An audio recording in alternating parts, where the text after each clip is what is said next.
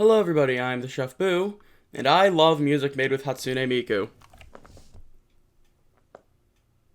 I'm gonna die alone, aren't I? But, who is Hatsune Miku? Well, sorry to crush your hopes, but she's not real. She's actually a voice made for the Yamaha Vocaloid program. The actually first character voice made after Kaito and Mako, which is why she has the number 1 on her arm. She has hit worldwide popularity with legitimate concerts being made with her music. Her model is an anime girl with 2 absurdly long twin tails, colored cyan, a matching tie, and black stockings. Her design is, for a lack of a better word, pretty freaking iconic nowadays in the anime community. I'll go deeper into the history another time.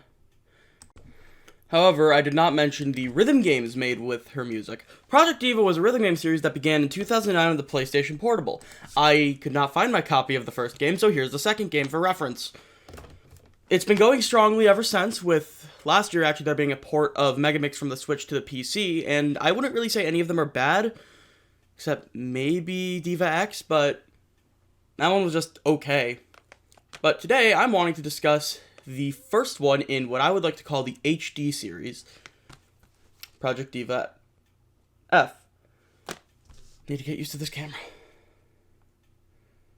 This will only really be a review of the rhythm game, just a warning, so I won't really be discussing stuff like the Diva Room or Edit Mode, because those didn't really interest me, so I haven't gotten to touch them yet at the time of this recording. If I do another review on these games, I will probably look at that overall, alongside everything else, obviously. So, let's begin. Okay, time for the story.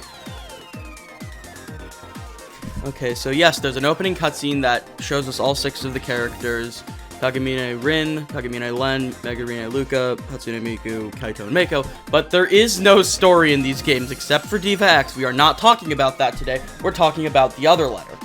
Okay, now the visuals. They have a very clear anime art style, but they honestly made the leap to HD really nicely from the PSP. The original PSP models were a little blocky because it was on the PSP, but they didn't just like AI smooth them out because it was 2012. They redid them as far as I'm aware. Alongside the normal designs we have here, there are multiple outfits called modules you can get with Diva points alongside the accessories. I honestly like a good chunk of the modules, and the correct outfit can make the song more clear in what the story of it is. Personal favorites are the school uniform parka for Kaito, lab girl for Miku, melancholic for Rin, trickster for Len, light and casual for Luca, and Noel Rouge for Mako. I don't use accessories very much, but they can also be fun to use.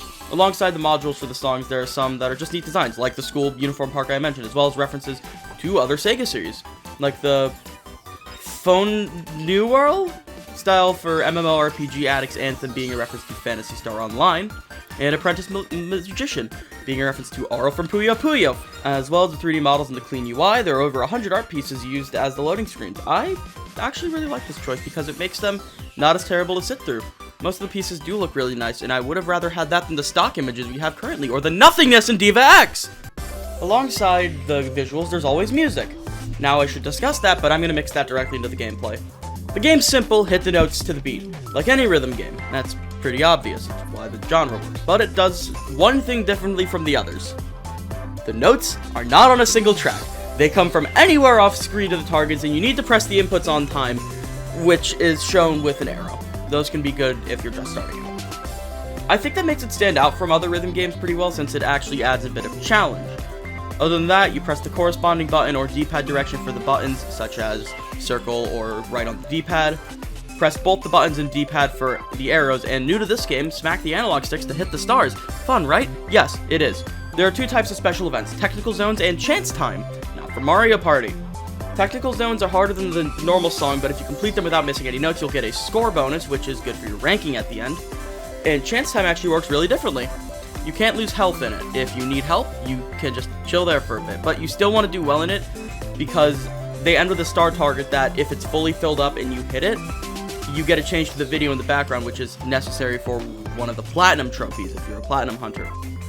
Individual notes are graded on a score from wrong to cool, with only greats and cools counting for a combo, but saves don't really drop your health bar, which this game has that and a scoring system.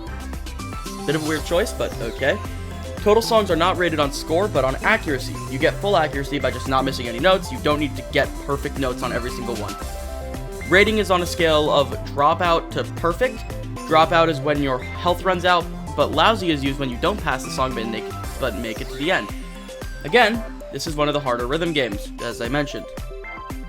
Thankfully, if you are struggling with this, there are help items you can use your points on, as well as challenge items if you want to get more points, which you get for finishing songs and use on the modules and the accessories, as well as gift items that, again, not discussing that, I haven't messed with the Diva room yet. Now that the gameplay's been discussed, I'll discuss the soundtrack. It's really solid, actually. I only really dislike one of the songs, Rin Chen Now. It hurts my ears, it sucks on extreme, and then the song sucks. I'm sorry, I don't get it. Of course, some other songs are forgettable, like Monochrome Blue Sky and Stay With Me. Not the Miki Matsubara one. Really wish it was. Love City Pop. Most of the music is at least okay. Some of my favorites are Acute, Cat Food, World's End Dance Hall, What Do You Mean, and Dream Eating Monochrome Baku. And apparently, a lot of people also thought Acute was good, because it got its own manga. This is real, I'm not lying, I need to get around to reading it. But yes, the soundtrack is really good. Unfortunately, it's missing some of my favorites like Miracle Paint and Romeo and Cinderella, as well as the iconic song World Is Mine. I know World Is Mine and Miracle Paint are in edit mode, but I just wish it was in the normal rhythm game. They do seem to actually be in F2 though, so I'm gonna get that one later. And that's Hatsune Miku Project Diva F. Well, as a rhythm game, not really all the other stuff. Overall, I'd say it's really good out of the 5 I've played for the Diva series. But I would say Diva 2nd and Megamix are better. But it's definitely better than the first game and X, which were, to say the least. Would I recommend it? Yes, I would actually recommend Diva F, but be prepared to spend a bit. My copy was $40, and that was before tax and shipping and all that. It's kind of hard to find, actually, a US copy of this. You might accidentally stumble across a Japanese copy. It'll run you about $40, $45 for it, which is a bit pricey for a PS3 game, but I'd say it's worth it with how addictive the game can get. Don't expect a ton of songs on it, but other than that, the charting's really good on it. And I'd recommend it for people who like Vocaloid music or want to get used to the music, because, hell, I actually started with that, and it became a crippling anime addiction. Help me. Overall, I'd give it a 9 out of 10. All I would have wanted would have been a more robust song list with more iconic songs in the actual rhythm game mode. But that's all I really have to say. Happy Miku Day. See you.